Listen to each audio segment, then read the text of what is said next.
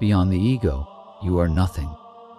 If all that you know about yourself, your surroundings, the world, and the afterlife has been learned and heard, then it is ego. And if that is all you are, then know this: everything you believe, everything you see, is but a colorful illusion.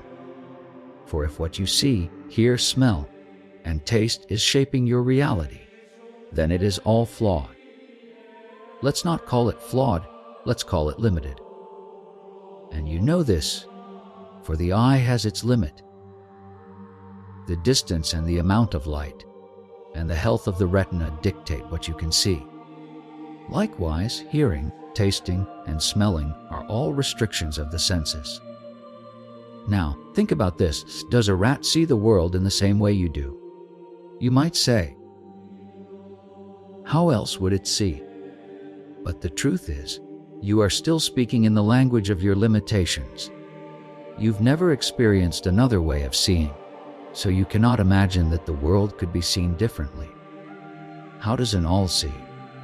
How does a fish hear? How does a bacterium smell? Just think about it. The reality you perceive is shaped by your senses, not because the world is like this, but because you are incapable of seeing it in any other way. Now, what could be the problem with perceiving the world in this way? If what you see is faulty and limited, first it was wrong to begin with. Then, from that faulty sense data, your mind creates a distorted version of reality. This mind then forms the ego, the self which you claim to be. And that too is wrong, limited, and faulty. If you are to live this entire life, to understand every experience, then that experience is entirely flawed. Ego is yours. It is a mechanism you have created to operate in this world. It is an arrangement based on the perspectives of others. Up until here, there is no problem, for even ego exists in this world.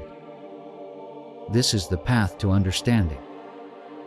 This is what I call mysticism. The realization that the mind and body are not the ultimate, but a temporary arrangement for interacting with the world. And I am a truth beyond the mind and body. What is that truth? Forget it for now. To awaken is simply enough to realize that you are not this body, you are not this mind. That is the limit of knowing. The pinnacle of knowledge is this: what you know is an illusion. The activities of the body and mind may occupy you, but they are not your concern. What you think you know, the while, that is the knowledge within the confines of the body and mind. True knowledge lies in realizing that this body, this mind, is not I. That is true wisdom. Now, how would you define health if there is no sickness? How would you define reality if there were no impermanent, painful, and disturbing elements? The issue is not that you don't understand these words. They have been created through the mind, through language, and they make sense to you. But that you is still ego. Before delving deeper, let me explain this. Imagine a policeman who has committed a murder. The department assigns the very inspector who committed the murder to investigate the crime. Can the murderer be caught? No matter how clear, obvious, and available the evidence may be, the killer will remain free. This is exactly what ego does. When you feed it information, it processes it in such a way that the killer, the ego, is always saved. I have seen many people who set out to understand and defeat their ego through meditation, and in the end, they found that their ego had only grown stronger. They began looking down upon others, thinking they were superior because they meditated. Have you ever had this experience? We did, as children. When we were committed to prayer, we would look down on those who didn't pray. On the days we fasted, we would seek out those who were not fasting and shame them. The very purpose of prayer and fasting is to create humility, a humility that might arise in an astronomer's heart, when they observe the vastness of the cosmos through a powerful telescope. Think about how their ego would melt, realizing that, in the grand scheme of the universe, they are nothing but a speck. Ego, in every step, in every movement, in every gesture, needs to prove its own importance. Ego is just a concept. It has become more real than reality because the distance between the idea and the one who believes in the idea has disappeared. Otherwise, ego is nothing but an idea about who you are. But ideas are not physical realities. Hence, you are not a physical existence in your true essence. You are merely identifying with certain cosmic atoms, claiming them as your own. Ego, being non-physical, does not control your life. That's why it connects with other things and solidifies itself, presenting itself as something tangible. This is why ego creates the I. Through the concept of my, ego creates labels. My house, my car, my wife, my children, my office, my body, my mind. These are solid things, but they are not real. When you say, "This is my house," it is a label created by your ego that binds you, but it has no connection to your being. When this house was not mine, I was still whole. And when this house will no longer be mine, I will still be whole. Generations have come and gone, but the house remains.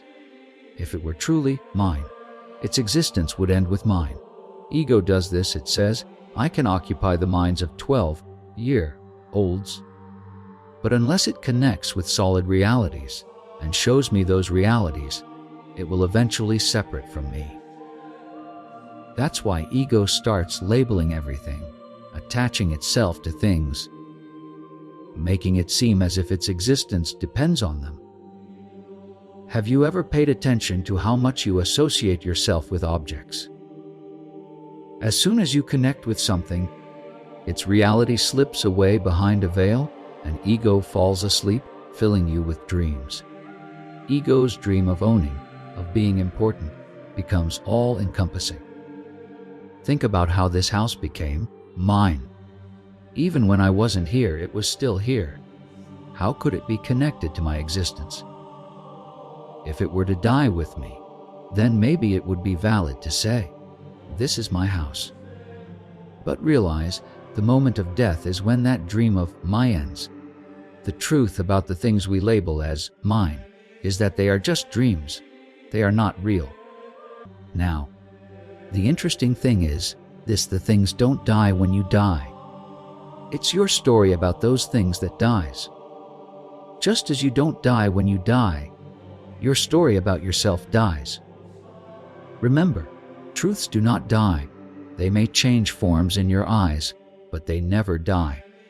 Only illusions die.